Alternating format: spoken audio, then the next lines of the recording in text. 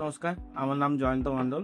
আর আমার মা ভারতী মণ্ডল, যার পায়ের অপারেশন হয়েছে গত সোমবার দিন। তো উনি প্রায় 4-5 বছর ধরে এই পা নিয়ে ভুগছিলেন। তো আমরা 2022 সালে ভেলোরে নিয়ে গেছিলাম। ভেলোরে নিয়ে গিয়ে কিছু ট্রিটমেন্ট করিয়েছিলাম।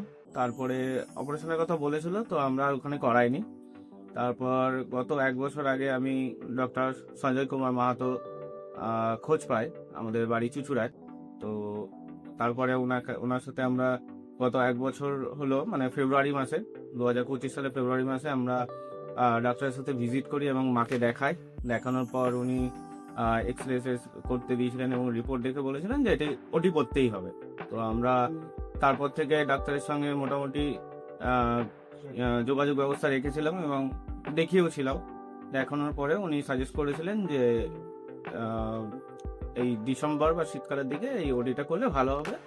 তো আমরা সেই মতো যোগাযোগ করে আমরা এই সঞ্জীবনী হসপিটালে নিয়ে এসেছিলাম। নিয়ে এসেই অপারেশনটা করিয়েছি এবং অপারেশনটা করানোর পর আমরা এখন সুস্থ। আশা করছি সাকসেসফুল হয়েছে অপারেশনটা এবং আমরা আজকে বাড়িতে মাকে নিয়ে যাচ্ছি।